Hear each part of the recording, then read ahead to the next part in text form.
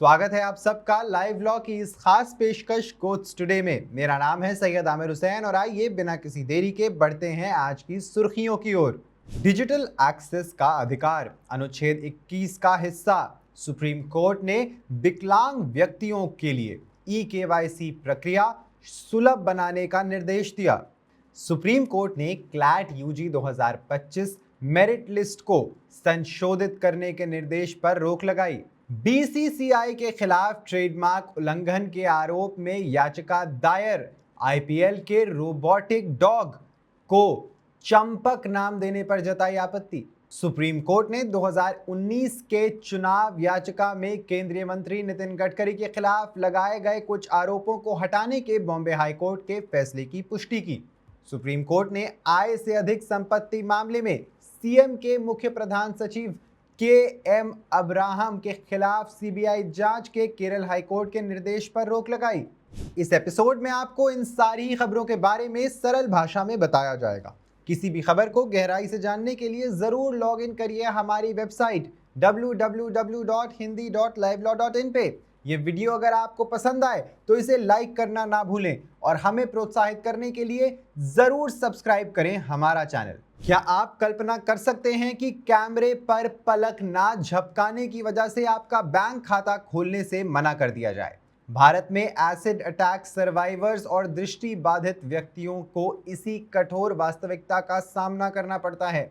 आज supreme court ने एक शक्तिशाली फैसला सुनाया जिसमें सरकार को डिजिटल केवाईसी मानदंडों को संशोधित करने का निर्देश दिया गया ताकि चेहरे की विकृति या अंधेपन वाले व्यक्ति आवश्यक बैंकिंग और ई गवर्नेंस सेवाओं तक पहुंच हासिल कर सकें। न्यायमूर्ति जे.बी. पारदेवाला और न्यायमूर्ति आर. महादेवन की पीठ ने कहा कि डिजिटल दुनिया समावेशी होनी चाहिए और भारत में ऑनलाइन सेवाओं को संभालने के तरीके में आमूलचूल बदलाव की जरूरत है। कोर्ट ने डिजिटल पहुंच के अधिकार को अनुच्छेद 21 जीवन के अधिकार से जोड़ते हुए कहा कि आज की दुनिया में सम्मान, शिक्षा, स्वास्थ्य सेवा और आर्थिक अवसरों के लिए ऑनलाइन सब कुछ होता है और ऑनलाइन होना जरूरी है। सुप्रीम कोर्ट ने बुधवार 30 अप्रैल को दिल्ली हाई कोर्ट के फैसले पर रोक लगा दी जिसमें consortium of national law universities को प्रश्नों में कुछ गलतियों के कारण अंडर ग्रेजुएट दाखिले के लिए कॉमन लॉ एडमिशन टेस्ट यानी क्लैट 2025 की मेरिट सूची को संशोधित करने का निर्देश दिया गया था। न्यायमूर्ति बी.आर. गवई और न्यायमूर्ति ऑगस्टीन जॉर्ज मसीह की पीठ ने 23 अप्रैल को हाई कोर्ट की खंडपीठ द्वारा दिए गए फैसले के खिलाफ एक अभ्यर्थी द्वारा दायर विशेष अनुमति याचिका पर नोटिस जारी करते हुए ये अंतरिम आदेश पारित किया।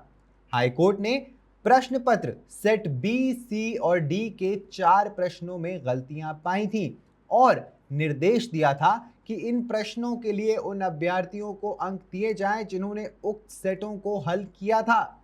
क्लैट कंसोर्टियम को 4 सप्ताह के भीतर मेरिट सूची को संशोधित करने का निर्देश दिया गया था।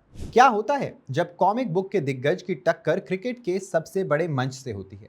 दिल्ली हाई कोर्ट में यही हुआ जब चंपक मैगजीन ने आईपीएल के एआई रोबोट कुत्ते यानी एआई रोबोट डॉग का नाम चंपक रखने को लेकर बीसीसीआई के खिलाफ ट्रेडमार्क उल्लंघन का मामला दर्ज कराया। Broadcast take firm WT vision द्वारा बीसीसीआई के साथ मिलकर पेश किया गया ये रोबोट इस सीजन में सबका ध्यान खींच रहा है, लेकिन बच्चों की पसंदीदा मैगजीन चंपक के प्रकाशकों द्वारा दायर है ये मामला कि बीसीसीआई ने बिना अनुमति के उनके पंजीकृत ट्रेडमार्क का इस्तेमाल किया है। उनका तर्क है कि ये इस्तेमाल व्यावसायिक है क्योंकि रोबोट को कई प्लेटफॉर्म पर प्रमोट किया जा रहा है और इससे राजस्व भी मिल रहा है। हालांकि कोर्ट ने चंपक के वकीलों से स्पष्ट रूप से ये बताने को कहा कि इसमें कौन सा व्यावसायिक तत्व शामिल है और कहा कि दलीलों में ट्रेडमार्क अधिनियम की धारा 29 भाग 4 के तहत विवरण का अभाव है। बीसीसीआई के वकील वरिष्ठ अधिवक्ता जे. दीपक ने पलटवार करते हुए कहा कि चंपक एक्सक्लूसिव नाम नहीं है, ये एक फूल का भी नाम है और अन्य किरदारों द्वारा भी इसका इस्तेमाल किया जा चुका है। उन्होंने ये भी बताया कि कई लोगों को तो यहाँ तक लगता है कि ये कुत्ता एक टीवी सीरियल तारक मेहता का उल्टा चश्मा से प्रेरित है। सुप्रीम कोर्ट ने आज 2021 में बॉम्बे हाई कोर्ट के उस फैसले के खिलाफ दायर याचिकाओं को खारिज कर दिया जिसमें 2019 के लोकसभा चुनावों में उनके निर्वाचन को चुनौती देने वाली एक चुनाव याचिका में केंद्रीय मंत्री नितिन जयराम गडकरी के खिलाफ लगाए गए कुछ आरोपों को खारिज कर दिया गया था। जस्टिस सूर्यकांत और जस्टिस एन कोटेश्वर सिंह की पीठ दो विशेष अनुमति याचिकाओं पर विचार कर रही थी। एक नागपुर निर्वाचन क्षेत्र के मतदाता नफीस खान द्वारा दायर की गई थी और दूसरी 2019 के चुनावों में गडकरी के खिलाफ चुनाव लड़ने वाले उम्मीदवारों द्वारा दायर की गई थी। कोर्ट ने कहा कि 2019 के चुनावों में उनके निर्वाचन के बाद गडकरी का कार्यकाल पहले ही समाप्त हो चुका है और तो और वो 2024 के लोकसभा चुनावों में फिर से चुने गए हैं, यानी जीत चुके हैं। जो भी हो, पक्षों को सुना गया। प्रस्तुतियां सुनने के बाद न्यायालय ने उच्च न्यायालय के तर्क से सहमति व्यक्त की और कहा कि आरोपित आदेश में हस्तक्षेप करने का कोई स्पष्ट कारण या आधार नहीं है। सुप्रीम कोर्ट ने बुधवार 30 अप्रैल को केरल के मुख्यमंत्री पिनारई विजयन के मुख्य प्रधान सचिव के.एम. अब्राहम के खिलाफ आय से अधिक संपत्ति अर्जित करने के आरोपों पर एफआईआर दर्ज करने के लिए केंद्रीय जांच ब्यूरो यानी सीबीआई को केरल उच्च न्यायालय के निर्देश पर रोक लगा दी है।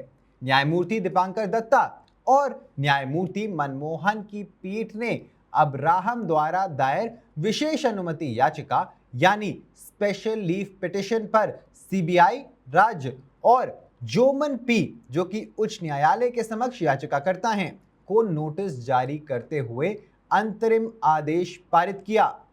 अब्राहम की ओर से पेश वरिष्ठ अधिवक्ता आर बसंत ने तर्क दिया कि भ्रष्टाचार निवारण अधिनियम के तहत धारा 17A के तहत मंजूरी के बिना एफआईआर दर्ज नहीं की जा सकती। ये बताया गया कि जब न्यायालय ने जांच का निर्देश दिया है तो मंजूरी की आवश्यकता के बारे में मुद्दा बड़ी पीठ के समक्ष संदर्भ में लंबित है। राज्य के लिए वरिष्ठ अधिवक्ता जयदीप गुप्ता ने प्रस्तुत किया कि एफआईआर दर्ज करने के लिए पूर्व मंजूरी आवश्यक चीज है।